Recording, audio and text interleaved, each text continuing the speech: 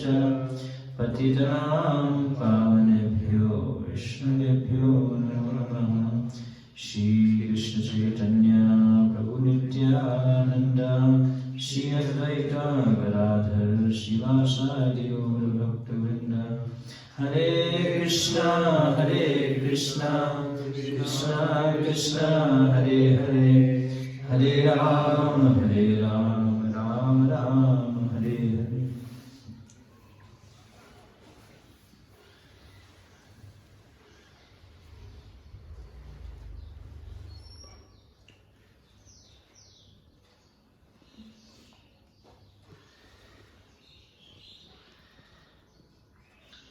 ओम नमो भगवते वासुदेवाय। ओम नमो भगवते वासुदेवाय। जन्माद्यस्य यतोऽन्यदितरतश्च केषु अभिज्ञेश्वरः।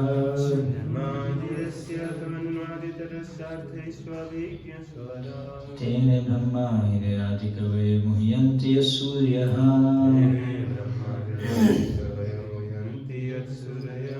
तेजोवारिमृदं यथ विनिमयो यत्र त्रिसर्गो मृषा।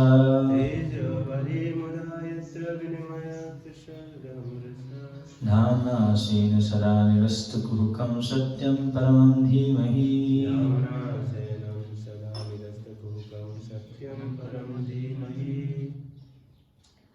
Translation.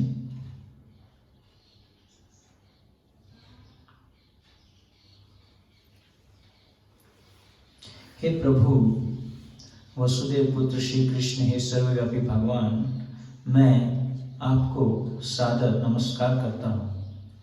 मैं भगवान श्री कृष्ण का ध्यान करता हूँ क्योंकि वे परम सत्य हैं और व्यक्त ब्रह्मांडों की उत्पत्ति, पालन तथा संहार के समस्त कारणों के आदि कारण हैं।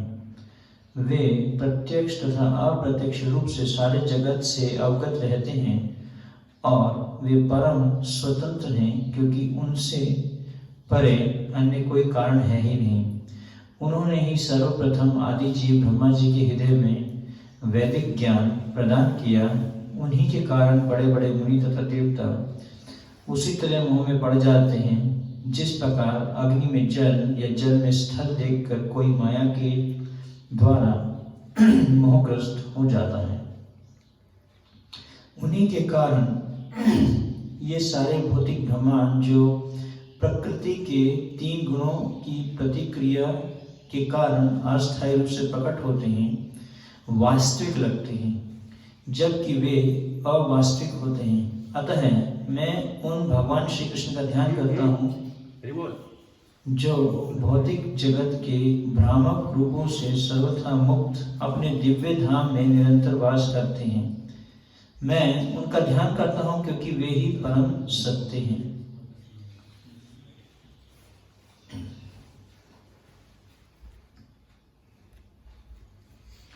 तो अभी तक हमने 3-4 पैराग्राफ पढ़ लिए। सभी परपोर्ट।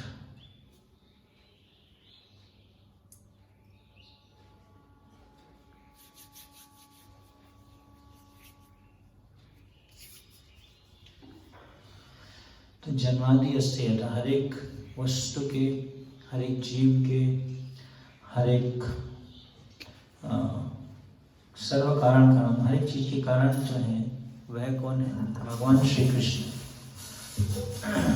और प्रभुपाद जी तो कल के पर्व में जैसे बता रहे थे कि जो नास्तिक साइंटिस्ट हैं वो लोग अलग अलग थ्योरीज देते हैं ताकि भगवान की भगवत्ता को स्थापित न किया जाए। अलग अलग थ्योरी देते हैं। वो बोलते हैं कि बिग बैंग से सारी दुनिया बनी या बाय चांस। 2 थ्योरीज हमने डिस्कस की।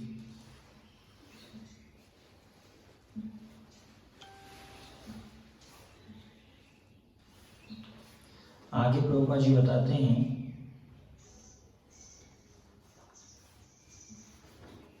वैदिक साहित्य में यह कहा गया है कि परम सत्य पुरुषोत्तम भगवान समस्त पुरुषों में प्रधान है। तो शास्त्र में बताया गया कि परम सत्य मतलब यहाँ पे इस पूरे श्लोक में इस चीज को ही समझाया जा रहा है कि परम सत्य कौन है। जैसे कि हमने उस दिन भी चर्चा किया था, लोग परम सत्य को 3 लेवल्स पे समझते हैं। कोई बोलता है ब्रह्म है, कोई बोलता है परमात्मा है, लेकिन अल्टीमेट रियलाइजेशन जो है उसका जो अंततः होकर जो उसका साक्षात्कार है वह होना चाहिए कि वह एक व्यक्तित्व है और सब कुछ एक व्यक्ति से आ रहा है ना। हर एक के पीछे एक व्यक्ति है। तो ब्रह्मवादी बोलते हैं कि भगवान एक लाइट है, लेकिन लाइट से कुछ नहीं आता, बल्ब से लाइट आती है। तो आप ये नहीं कह सकते कि लाइट से कुछ आया, लाइट ही सभी चीज का उद्गम है, ऐसा तो कभी भी नहीं हो सकता। बल्ब से लाइट आती है। तो भगवान के शरीर की जो कांति है, जो एक ज्योति है, उसके द्वारा ही जो है सारा का सारा ये जो भी ज्योति आ रही है, इवन सूर्य में और चंद्रमा में भी सारी की सारी ज्योति जो है किससे आती है? भगवान के शरीर से ही आती है। तो वैदिक साहित्य में कहा गया कि परम सत्य पुरुषोत्तम भगवान समस्त पुरुषों में प्रधान है। मतलब सभी व्यक्तियों में, सभी पुरुषों में प्रधानता जो है वो भगवान श्री कृष्ण की है। प्रथम सृजित जीव ब्रह्मा से लेकर एक छोटी से छोटी चींटी तक सारे जीव ही जीव हैं। तो चाहे आप ब्रह्मा जी ले लो, तो ब्रह्मा जी भी जो है एक जीव तत्व ही है। ब्रह्मा जी भी भगवान नहीं है ना। ब्रह्मा एक्चुअली में एक पोस्ट है। तो इस प्रकार से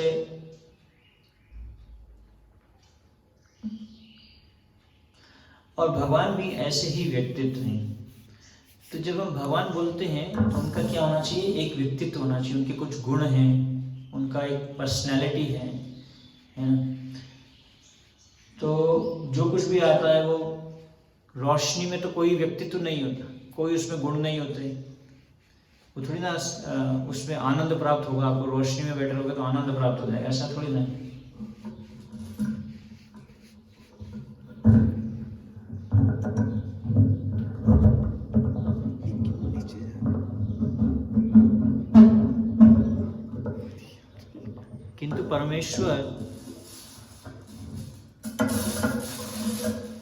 किंतु परमेश्वर या परम पुरुष में उत्कृष्टम बुद्धि होती है और उनमें विभिन्न प्रकार की श्रेष्ठम अचिंत्य शक्तियां होती हैं। तो भगवान के अंदर में या परम पुरुष के अंदर में क्या है? एक उत्कृष्ट बुद्धि है, डेवलप्ड कॉन्शियसनेस जिसको कहते हैं, और विभिन्न प्रकार की श्रेष्ठम अचिंत्य शक्तियां हैं। किसके अंदर में? एक पुरुष में।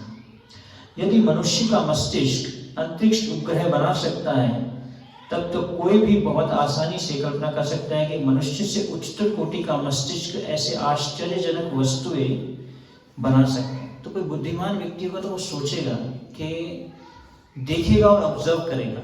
देखने और इस चीज को मानने के लिए एक ऑब्जर्वेशन की जरूरत है, सोचने की जरूरत है, बुद्धिमत्ता की जरूरत है कि अगर कोई मनुष्य सैटेलाइट बना सकता है, इतना अगर उसका ब्रेन इतना शार्प है, इतनी इंटेलिजेंस है उसके अंदर में, तो भगवान जो इतने बड़े बड़े प्लैनेट्स बना रहे हैं, अलग अलग चीजें, सूर्य, चंद्रमा, ये सब चीजें कैसे आई? इसके पीछे कोई तो एक व्यक्ति होगा।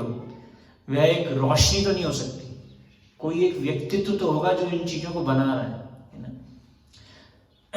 तो वह उच्चतर कोटि का मस्तिष्क ऐसी आश्चर्यजनक वस्तु बना सकता है जो कहीं अधिक श्रेष्ठ हैं। जैसे आप कभी पहाड़ों के पास में जाते हैं, वहाँ पे नदियाँ देखते हैं, झरने देखते हैं, सुंदरता को जब हम फील करते हैं, है ना। जब हम एक सुंदर पेंटिंग देखते हैं, हमें पता है कि वो सुंदर पेंटिंग के पीछे एक पेंटर है।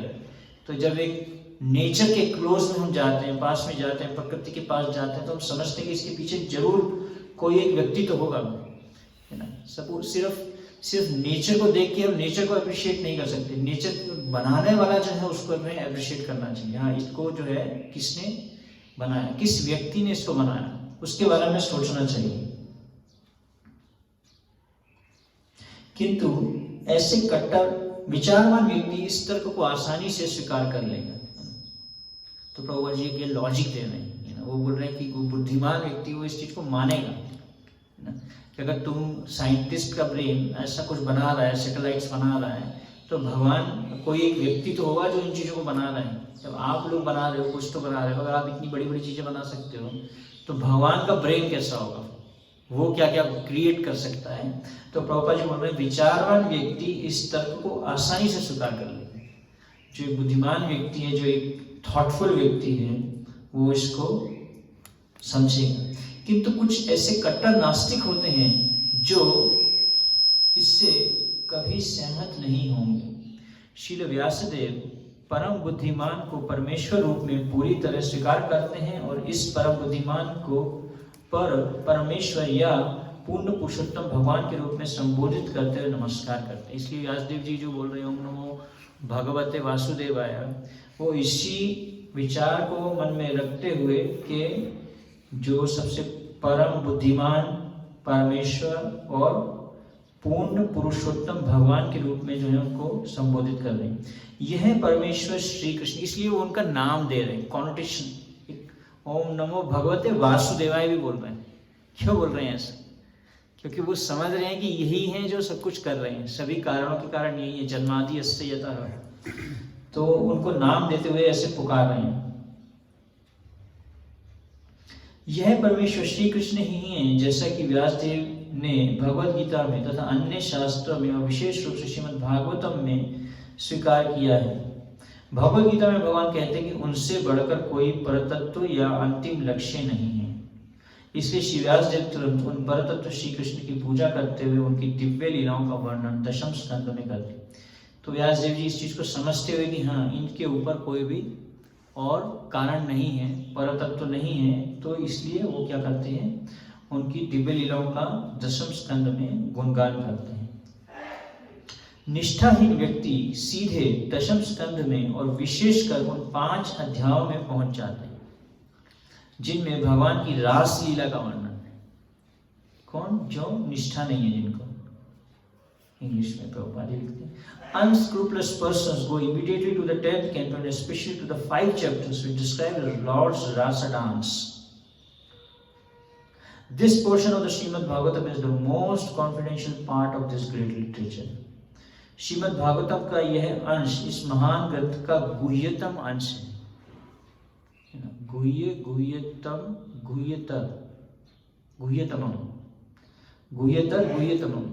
मतलब कि सबसे सीक्रेट है ये।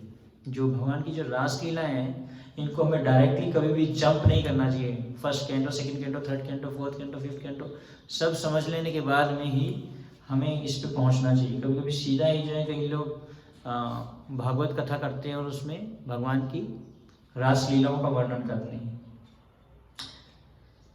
जब तक किसी को भगवान का पूरा पूरा दिव्य ज्ञान प्राप्त ना हो ले, तब तक वह भगवान की पूज्य दिव्य लीलाओं को, उन्हें रास नृत्य कहा जाता है, तथा गोपियों के साथ उनके प्रेम व्यवहार को ठीक से समझ नहीं सकता। Unless one is thoroughly accomplished in the transcendental knowledge of the Lord, one is sure to misunderstand the Lord's worshipable transcendental pastimes called rasa dance and his love affairs with the gopis.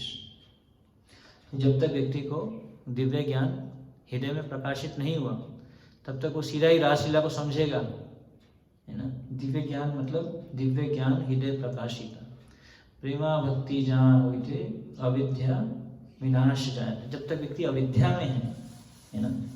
अविद्या कैसे पता चले कि हम अविद्या में? To the degree we have an enjoying mentality, to that degree we are in ignorance.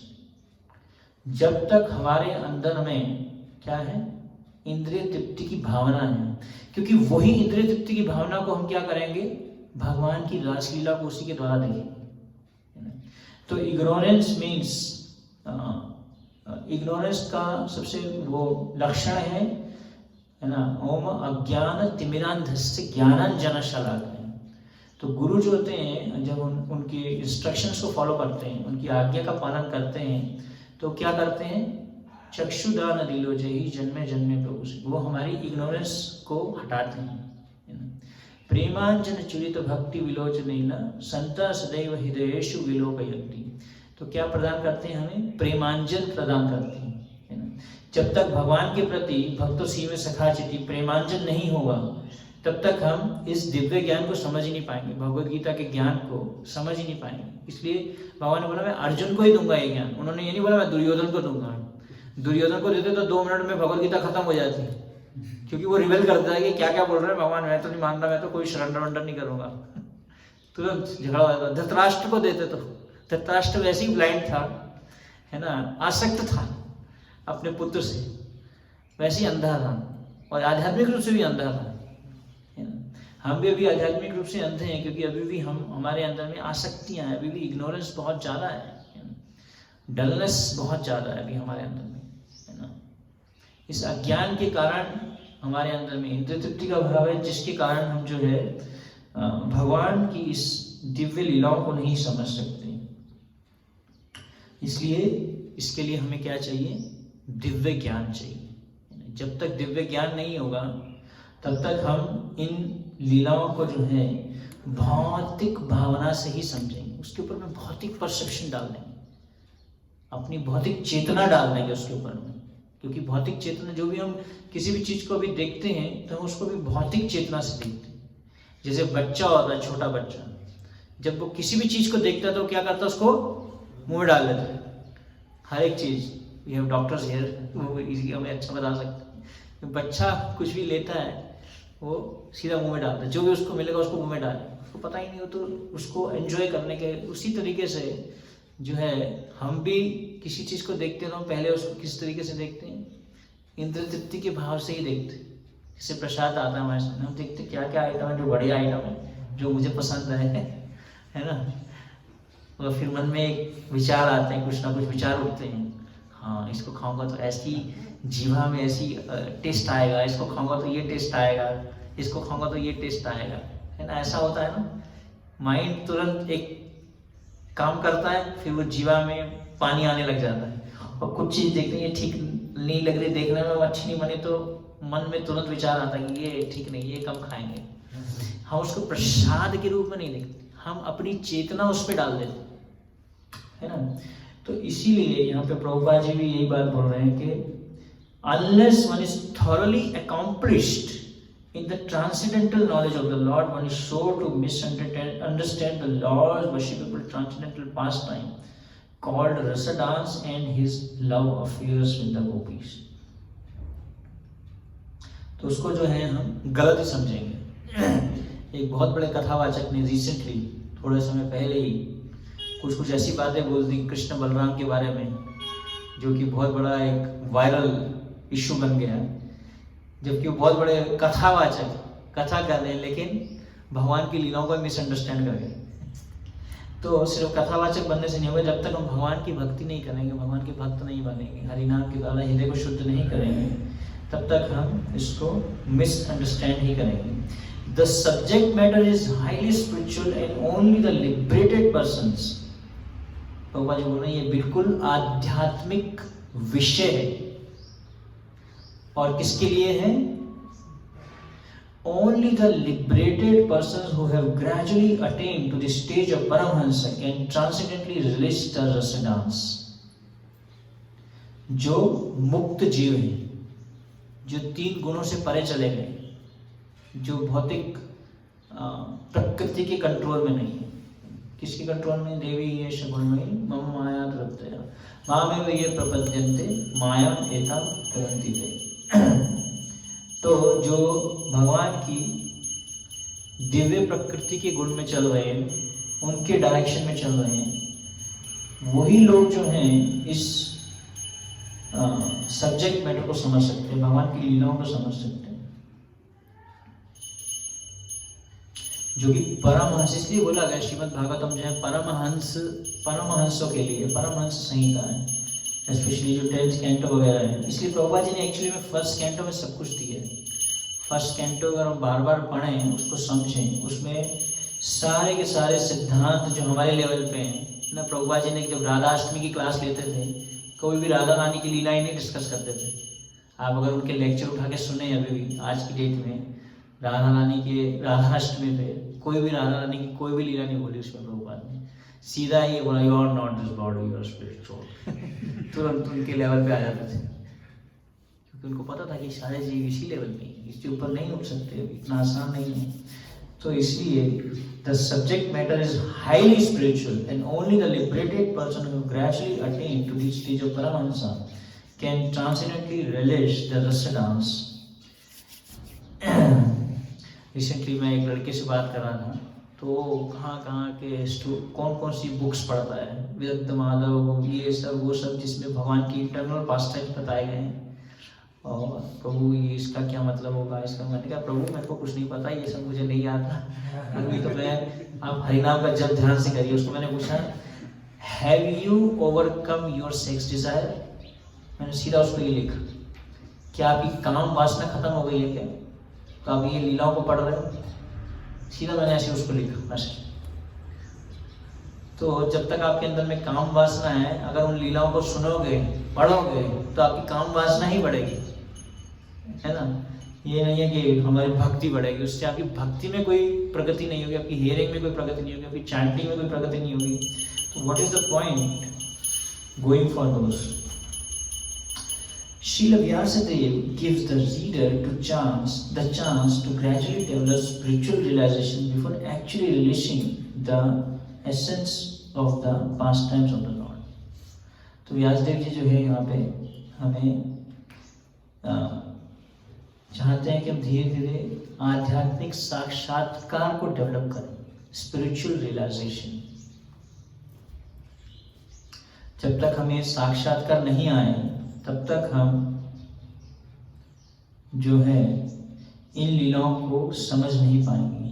Therefore, he purposely invokes a Gayatri mantra Dhimahi. This Gayatri mantra is meant for spiritually advanced people. When one is successful in chanting the Gayatri mantra, he can enter into the transcendental position of the Lord. One must therefore acquire Brahminical qualities or be perfectly situated in the quality of goodness in order to chant the Gayatri mantra successfully and then attain to the stage of transcendental realization of the Lord, His name, His fame, His qualities and so on. तो इसलिए यहाँ पे बताया गया है कि कैसे व्यक्ति को सत्व गुण लाना चाहिए। सबसे पहले अपने अंदर में पहले सत्व गुण आना चाहिए, और उसके अंदर में कौन से गुण आने चाहिए, ब्राह्मण के गुण आने चाहिए। ब्राह्मण के अलग अलग गुण बताए गए हैं।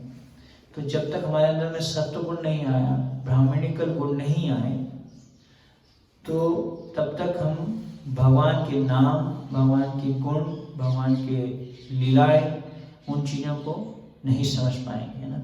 नाम, रूप, गुण, फिर लीला। पहले तो नाम को समझना है। हम इतना कुछ सुनते हैं भगवान के नाम के बारे में कि नाम चिंतामणि कृष्णा चैतन्य दास पूर्ण शुद्ध भिन्नत्व नाम नाम है, इसको रियलाइज ही नहीं किया अभी तक हमने।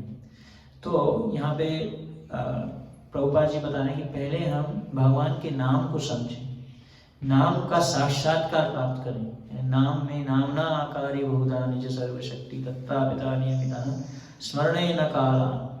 भगवान की शक्तियां हैं उनके नाम में। ये सब हमने अभी इस चीज को साक्षात्कार ही नहीं किया। भगवान के नाम, भगवान के रूप, फिर भगवान के रूप को समझें, भगवान के गुणों को समझें, फिर भगवान की लीलाएं समझ आएंगी। तुरंत लीलाओं में जंप कर देंगे बिना भगवान का नाम अच्छे से जप किए। नाम जप में तो स्ट्रगल है, नाम जप में तो नींद आती है ना। तो भगवान की लीलाएं क्या समझेंगे, उसको मिसअंडरस्टैंडिंग करेंगे। Srimad Bhagavatam is the narration of the Swarupa of the Lord manifested by His internal potency, and this potency is distinguished from the external potency which has manifested the cosmic material world. Shrimad Bhagavatam भगवान की अंतरंगा शक्ति द्वारा प्रदर्शित उनके स्वरूप का आख्यान है, और यह अंतरंगा शक्ति हमारे अनुभव गम्य दृश्य जगत को उत्पन्न करने वाली बहिरंगा शक्ति से भिन्न होती है। तो अंतरंगा शक्ति जो है internal energy and external energy. External energy जिससे ये पूरा भौतिक जगत मैनिफेस्ट होता है, बाह्य शक्ति, दुर्गा शक्ति, जिसको माया भी बोलते हैं, या प्रकृति के 3 गुणों के द्वारा जो है ये सारा का सारा इंटरैक्शन पूरे भौतिक जगत में होता है। और वही बहिरंगा शक्ति जो है सभी जीवों को बांधे हुए है। महात्मनस्तु मम पार्थ दैवीं प्रकृतिम आश्रिता। जो भक्त होता है वो क्या करता है, भगवान की अंतरंगा शक्ति का आश्रय लेता है, बहिरंगा शक्ति का आश्रय नहीं लेता है। तो एक्चुअली में शक्ति भगवान की एक ही है। जैसे प्रभुपाद जी एक एग्जांपल देते हैं इलेक्ट्रिसिटी का। बिजली के द्वारा आप फ्रिज को भी चार्ज करते हो और हीटर को भी चार्ज करते हो, लेकिन फ्रिज जो है वो ठंडा करता है, हीटर गर्म करता है। शक्ति एक ही है, लेकिन वही क्या करती है, अपने को एक्सपैंड करती है। तो भगवान की कई सारी शक्तियां हैं। पराश्य शक्ति विविधे श्रूयते। तो पूरा का पूरा जो भौतिक जगत है भगवान की अलग अलग शक्तियों के द्वारा जो है चल रहा है ना। अलग अलग शक्तियां पूरे के पूरे भौतिक जगत को चलाती हैं। भगवान डायरेक्टली किसी भी चीज को नहीं करते, उनकी शक्तियों के द्वारा करते हैं। नामना आकारि बहुविधा निज सर्वशक्ति। तो भगवान की जितनी भी शक्तियां हैं वह कार्य करती हैं। लोग शक्ति की तो पूजा करते हैं, लेकिन शक्तिमान को भूल जाते हैं। शक्ति की डायरेक्ट पूजा करना चाहते हैं, दुर्गा की पूजा करते हैं या वैष्णो देवी की पूजा करते हैं, शक्ति की पूजा करते हैं। इलेक्ट्रिसिटी जो है वो कहाँ से आती है, पावर हाउस से आती है। तो पुरुष के द्वारा ही वो शक्ति आती है। या विष्णु की पूजा करते हैं और लक्ष्मी की पूजा करते हैं, लेकिन विष्णु की पूजा नहीं करते। गणेश लक्ष्मी की पूजा करते हैं दिवाली पे, लेकिन विष्णु की पूजा नहीं करते। तो शक्तिमान की पूजा नहीं करते। शक्ति को एक्सेप्ट करते हैं, लेकिन शक्तिमान को नहीं एक्सेप्ट करते। तो अलग अलग प्रकार की जो है बहिरंगा शक्ति है, अंतरंगा शक्ति है, जिसके द्वारा जो है अंतरंगा शक्ति जो है भगवान की लीलाओं में उनको हेल्प करती है। जो भगवान की अंतरंगा शक्ति, जितने भी पास टाइम्स हैं भगवान की, जितनी भी अंतरंग लीलाएं, उनको करने में जो है अंतरंगा शक्ति हेल्प करती है। धाम को एक्सपैंड करती है। जब आप धाम में जाते हो आप देखते हो कि गोकुल इधर है, गोवर्धन इधर है, ये इधर है, सब डिस्टेंस बहुत ज़्यादा लगता है, लेकिन वो उस टाइम में एक्सपैंड सारी की सारी लीलाओं को इस तरह से क्रिएट करती है अंतरंगा शक्ति कि सब पास पास हो जाता है, फिर वो फैल जाता है ना। तो भगवान की जो अंतरंगा शक्ति है भगवान की लीलाओं में असिस्ट करती है, और बहिरंगा शक्ति इस भौतिक जगत के संचालन में कार्य करती है। श्री व्यासदेव जी ने इस श्लोक में इन दोनों शक्तियों में अंतर स्पष्ट किया। वे कहते हैं कि प्रकट अंतरंगा शक्ति वास्तविक है, तो इंटरनल एनर्जी जो है वो क्या है, रियल है। जबकि भौतिक जगत के रूप में प्रकट होने वाली बहिरंगा शक्ति अनित्य है और मृग मरीचिका जैसी है। External manifested energy in the form of material existence is only temporary and illusory like the mirage in the desert. तो बहिरंगा शक्ति को क्या बताया गया है, जैसे मिराज होता है डेजर्ट में। दूर से लगता है कि यहाँ पे पानी है, लेकिन पानी होता नहीं है। कभी कभी ड्राइविंग करते हैं, ड्राइविंग करते हुए आप जब जा रहे होते हो तो दूर से ऐसे दिखता है सामने कि कुछ पानी पड़ा हुआ है, लेकिन जब पास जाते हैं तो कुछ भी नहीं होता। तो उसी प्रकार से जो है वो क्या है, बहिरंगा शक्ति।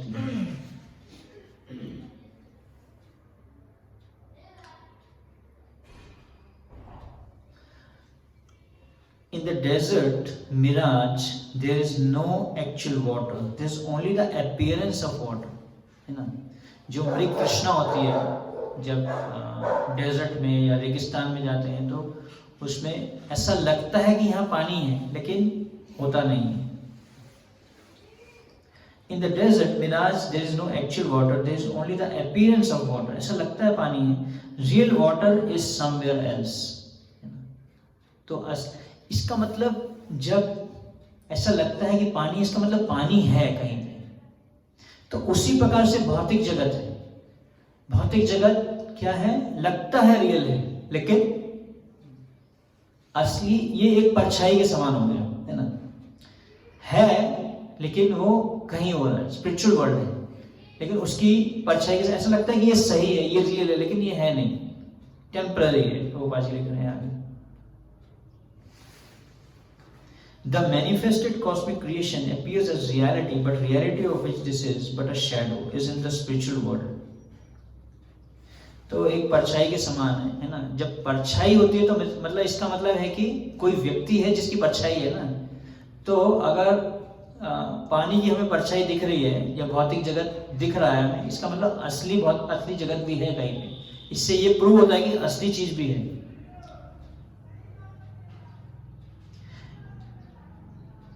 The manifested cosmic creation appears as reality, but reality of which this is but a shadow is in the spiritual world. Absolute truth in the spiritual sky, not the material sky. In the material sky, everything is relative truth. That is to say, one truth depends on something else. यहाँ पे प्रभुपाद जी बोल रहे हैं कि भौतिक जगत में जो है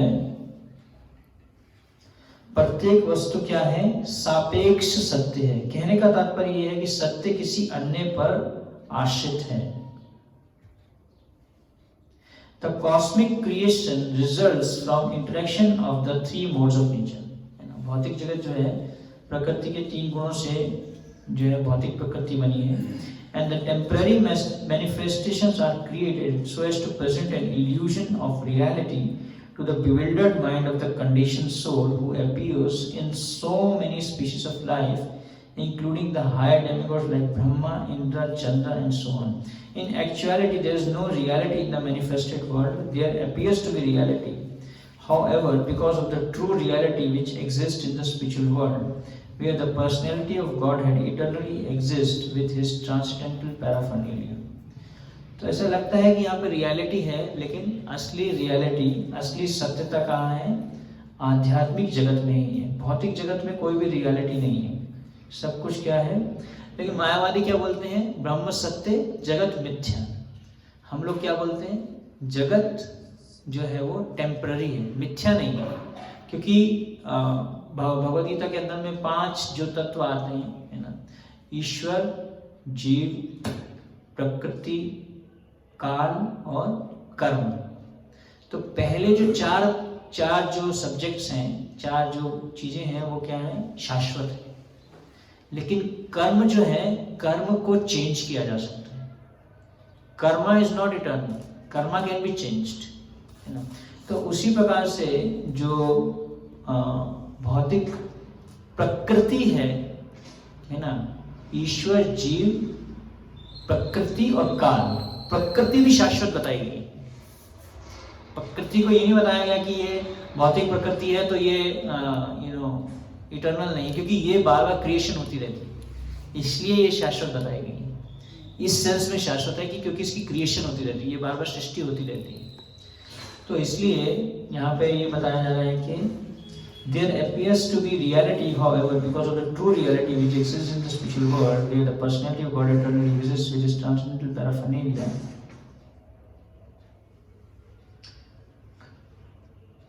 Temporary manifestations are so created so as to present an illusion of reality to the bewildered mind of the conditioned souls who appears in so many species of life. तो जीव जो है इस भौतिक जगत में क्या है? पूरे तरीके से भ्रमित है। उसका मन जो है पूरे तरीके से क्या हुआ है? bewildered mind। अभी हमारा जीव, इवन ब्रह्मा जी और इंद्र का भी एग्जाम्पल दिया जा रहा है, चंद्र का भी एग्जाम्पल दिया जा रहा है। ब्रह्मा जी भी bewildered हो गए थे कृष्ण को देख के, इंद्र भी जो है भ्रमित हो गए थे। तो इस भौतिक जगत में जैसे 4 चीजें बताई जाती हैं, टू बी इल्यूजन्ड, है ना। जीव जो है वो भ्रमित होता रहता है। प्रभुपाद जी इसमें एग्जाम्पल देते हैं ईशोपनिषद में ब्रह्म का, कि जीव सोचता है, व्यक्ति सोचता है कि मैं ये शरीर हूँ, लेकिन वो ये शरीर नहीं है, वह आत्मा है। वो इस चीज़ को ही नहीं समझ पाते। जैसे अर्जुन भी bewildered हो गए थे पहले अध्याय में, भौतिक चेतना के कारण जो है। तो हमारा मन जो है, ये भौतिक जगत इस तरीके से बनाया गया है, ऐसी ऐसी चीज़ें बनाई गई हैं जिससे हमारा जो मन है उसको क्या किया जाए। वैसे ही मन जो है हमारा चंचल है, लेकिन भौतिक जगत इस तरीके से क्रिएट हुआ है कि बार बार हमारा मन जो होता है क्या हो जाता है? bewildered हो जाता है, bewildered माइंड, भ्रमित हो जाता है। कितने प्रकार के ऐसी चीज़ें हैं इस भौतिक जगत में, अलग अलग प्रकार की सुंदरताएं हैं, कहीं कहीं चीज़ें। जब नारद मुनि भक्ति वेदांत को मिलने जा रहे थे तो रास्ते में बहुत सारी ऐसे प्राकृतिक आकर्षण आ रहे थे। प्राकृतिक सुंदरता आ रही थी, लेकिन नारद मुनि जो है उनका माइंड क्या था, बिविल्डर्ड नहीं था। उनका माइंड क्या था, फिक्स्ड था कि मेरे को भक्ति वेदांत को मिलने ही जाना है और मेरे को कहीं नहीं जाना है, रास्ते में मेरे को और कहीं अपने मन को जो है विविल्डर्ड नहीं करना। व्यवसाय आत्मिका बुद्धि रेखे है गुरु नंदना। तो जो भक्त होता है उसकी बुद्धि जो है क्या होती है, व्यवसायत्मिका बुद्धि होती है, क्योंकि उसकी बुद्धि व्यवसायत्मिका। इसलिए प्रभुपाद जी बोले read my books, books are the basis. जब तक प्रभुपाद जी की किताबें नहीं पढ़ेंगे तब तक हमारा जो मन है वो क्या होता रहेगा, मोहग्रस्त होता रहेगा, इधर उधर चीजों में डिविएट होता रहेगा। तो इसलिए शास्त्र, प्रभुपाद जी ने हमें जो इतने सारे शास्त्र दिए, प्रभुपाद जी बोले don't just distribute the books, also read my books. सिर्फ बुक्स डिस्ट्रीब्यूट मत करो, बुक्स को पढ़ो भी, है ना।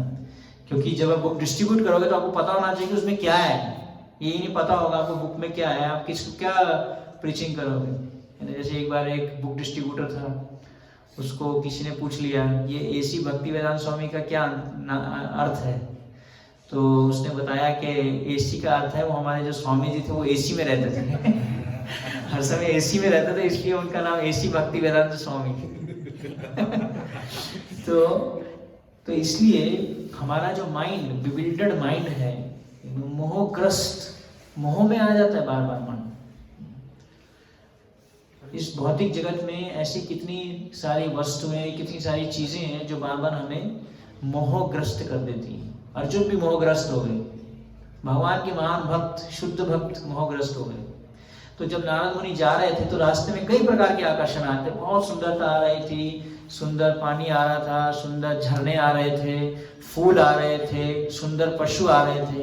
इवन भरत महाराज भी जब बिविल्डर्ड हुए, देखिए भरत महाराज भाव भक्ति पे पहुंचने के बाद में भी, है ना, वहां पे बताया जाता है कि जब तक हमारे पास में भक्तों का संग नहीं है, चाहे हम शुद्ध भक्त क्यों ना बन जाएं, तो भी हमारा मन जो है क्या हो सकता है, बिविल्डर हो सकता है। इसलिए जब हनुमान जी लंका गए तो लंका जब क्रॉस किए, लंका क्रॉस करने के बाद में वहां पे हनुमान जी का जो मन था वो क्या था, पूरे तरीके से फोकस था। किस पे, मिशन के ऊपर में। प्रभुपाद जी जब विदेश में गए, उससे पहले बहुत सारे उनके जो गॉड ब्रदर्स हैं विदेश में गए, लेकिन सबके सब जो है मोहग्रस्त हो गए, बिविल्डर्ड माइंड, उनका मन जो है विचलित हो गया वहां जाकर। लेकिन जब प्रभुपाद जी गए तो मिशन को लेके गए। दो चीजें उनके माइंड में हर समय थी कि भक्ति सिद्धांत श्री ठाकुर की इंस्ट्रक्शन है इसलिए मैं जा रहा हूँ, दूसरा faith on the holy name. ये दो चीजें प्रभुपाद जी ने स्ट्रांगली पकड़। तो जब भी हम कुछ करें तो हमारा मिशन पे फोकस रहना चाहिए कि मिशन क्या है, नहीं तो हमारा मन जो है कभी भी विचलित हो सकता है। अर्जुन भी भगवद गीता में बोले चंचला ही मना कृष्णा प्रमादी मत्तडम तस्याम निग्रह मन ने वायु रेवा सुदुष्कर। इसलिए भक्तों का संग इसलिए बहुत जरूरी है। कभी हम कुछ गलती करते हैं, कुछ करते हैं तो हमें भक्त तुरंत टोक देते हैं, ये ऐसे नहीं, ऐसे करना है। क्योंकि भक्तों का संग क्या है, यही एक तरीके का हमारा सुरक्षा है। यही एक चारों तरफ जैसे होता है ना, हमें जैसे गार्डन को चारों तरफ से एक वो हेज लगाया जाता है, उसको क्या बाउंड्री, हाँ एक बाउंड्री लगाई जाती है। उसी प्रकार से जो है हमें भी, नहीं तो जैसे प्रभुपाद जी यहाँ बता रहे हैं कि 3 modes of material nature and temporary manifestations so created so as to present an illusion of reality। तो एक illusion क्रिएट किया जाता है, अलग अलग प्रकार से illusion क्रिएट किया जाता है। ऐसा लगता है कि ये रियलिटी है, ये रियलिटी है, ये रियलिटी है ना। कुछ कुछ ऐसी चीजें हमारे जीवन में आती जाती है, ऐसा लगता है ये सही है, ये सही है, ये सही है, लेकिन सही क्या है, व्यवसायत्मिका बुद्धि लेके चलना होगा। जब तक हमारी बुद्धि व्यवसायत्मिका नहीं है तो इवन ब्रह्मा जी का मन भी विचलित हो गया, इंद्र का मन भी विचलित हो गया, शिव जी का मन भी विचलित हो गया, है ना। तो इसलिए बहुत सारे आकर्षण हैं। अभी तो भौतिक जगत में टेक्नोलॉजी एक बहुत हाई टाइप ऑफ अट्रैक्शन हो गया अभी इस दुनिया में। टेक्नोलॉजी बहुत जल्दी अट्रैक्ट करती है, इसलिए इवन साधु लोग भी आजकल ऑनलाइन आने लग गए हैं, क्योंकि सब लोग टेक्नोलॉजी को यूज़ कर रहे हैं, यूट्यूब को यूज़ कर रहे हैं, ऑनलाइन चीज़ों को यूज़ कर रहे हैं, क्योंकि सब लोग उसी से इतनी ज़्यादा बिल्डेड हो गए। अर्जुन को जब टेक्नोलॉजी दी जा रही थी, महाभारत में कथा आती है ना, अर्जुन को मय दानव, उनको टेक्नोलॉजी दे रहे थे, अर्जुन बोले मैं नहीं लूँगा ये टेक्नोलॉजी, ये कलयुग के जीवों के लिए, कलयुग के जीवों को देना। तो वो बिल्डर करने के लिए टेक्नोलॉजी, छोटे छोटे बच्चों को अगर आप देखोगे आईफोन और ये फोन, फटाफट फोन चलाते हैं, आपसे तेज चलाते हैं। नेक्स्ट जनरेशन और फास्ट है इन चीज़ों को यूज़ करने के लिए। और आफ्टर दिस कोविड सिचुएशन पूरा सब कुछ ही क्या हो गया है सब कुछ ही वर्क फ्रॉम होम, ऑनलाइन और लाइव शोज, एवरीथिंग, सब कुछ जो है इतना ज़्यादा टेक्नोलॉजी को प्रमोट किया गया है अभी, है ना, कितना ज़्यादा, सब बिल्डर करने के लिए। हमें प्रभुपाद जी, अभी हम भी टेक्नोलॉजी यूज़ कर रहे हैं प्रभुपाद की बुक को छोड़ के, बुक है नहीं अभी तो, लेकिन but the point is that we should read Prabhupad books directly from the book, वो ज़्यादा अच्छा है। उसमें मैंने देखा उसमें फीलिंग अलग रहता है, इसमें अलग सा फीलिंग आता है फ़ोन में या इसमें पढ़ने में। तो इसलिए यहाँ पे जैसे प्रभुपाद जी बोले, the cosmic creation results from the interaction of the three modes of the nature and the temporary manifestation so created so as to present an illusion of reality to the bewildered mind of the conditioned soul who appears in so many species of life, including the higher demigods like Brahma, Indra, Chandra and so on। तो बड़े बड़े देवता लोग bewilder हो जाते हैं, है ना।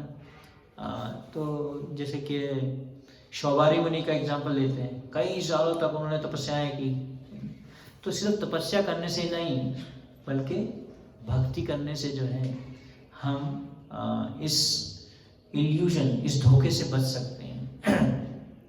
नहीं तो पूरे दुनिया में हर जगह धोखा ही धोखा है, हर चीज़ हमें धोखा देने के लिए बनाई गई है। कई कई चीज़ें, प्रोडक्ट्स क्रिएट किए जाते हैं, अलग अलग प्रोडक्ट्स जिनकी नीड्स नहीं है तो भी क्रिएट किए जाते हैं, लोग यूज़ करते। पहले लोग इतना सिंपल जीवन जीते थे।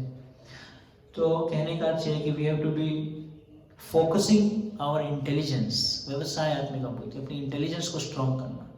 रोज हमें प्रभुपाद जी की बुक्स पढ़ने चाहिए, कुछ समय, आधा घंटा, 1 घंटा। रिसेंटली अभी जयपताका महाराज ने एक लेटर रिलीज किया, अगर आप लोगों को पढ़ा हो, पता नहीं कितने लोगों ने पढ़ा है वो, उसमें महाराज ने अपने बारे में बताया है थोड़ा सा, कैसे वो रोज सोने से पहले दुनिया इधर की उधर हो जाए लेकिन प्रभुपाद जी की बुक्स जरूर पढ़ते हैं कुछ समय तक, रोज जो है। अगर वो होता तो मैं आपको अभी पढ़ के बताता हूँ। बहुत ही उन्होंने एक इंस्पायरिंग एक लेटर वो भेजूंगा।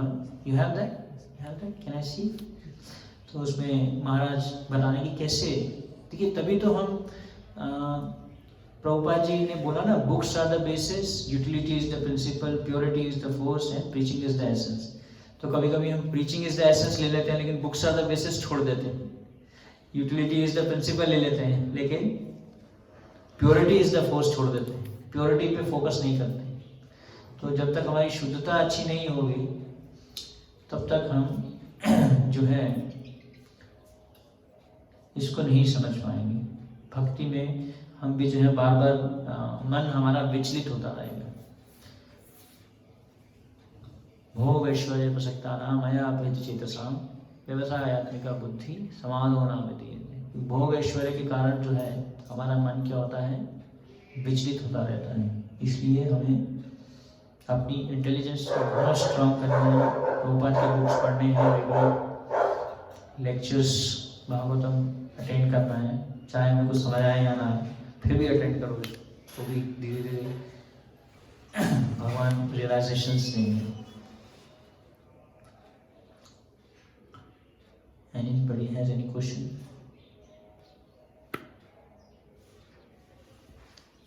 कोई प्रश्न किसी का आज की चर्चा से? तो हमने 2 बातें डिस्कस की, एक तो इल्यूजन ऑफ रियलिटी, विविल्डर्ड माइंड के बारे में, और दूसरा है हमने कैसे भगवान की रासलीला को समझना है तो हमें क्या होना पड़ेगा, रियलाइजेशंस प्राप्त करने पड़ेंगे। तो ये महाराज का लेटर है, बहुत सुंदर लेटर है। Every night I read from the Shrimad Bhagavatam. I finished the first canto again and now I am in the second canto। तो महाराज बता रहे हैं कि मैं हर रोज रात को जो है श्रीमद् भागवतम पढ़ता हूँ। मैंने अभी पहला स्कंद खत्म कर लिया है और मैं अभी दूसरे स्कंद पे हूँ। आई डोंट मेंशन दिस, लेकिन मैं जनरली किसी को बताता नहीं हूँ ये बात, that I do it every night, but today I thought I'll mention that before going to bed. लेकिन मैंने सोचा कि आज मैं इसको सबको बताता हूँ। I am studying Shrimad Bhagavatam again. मैं दोबारा जो है श्रीमद् भागवतम को पढ़ रहा हूँ। I don't know how many times I have read the Bhagavatam. मुझे याद नहीं कि मैंने कितनी बार भागवतम पढ़ ली है। But now I want to take the exams. लेकिन मैं अभी एग्जाम लेना चाहता हूँ। भक्ति वैभव, भक्ति वेदांत, to inspire devotees that they should read Srila Prabhupada books, ताकि उनको मैं उत्साहित करने के लिए भक्तों को कि उनको प्रभुपाद जी के ग्रंथ पढ़ने चाहिए। I have read many times, मैंने कई बार पढ़ा है। In fact, even to get the first initiation, I had to read the Bhagavad Gita 10 times. तो पहली बार जब मैंने दीक्षा लिया तो मैंने भगवद गीता को कम से कम 10 बार पढ़ा।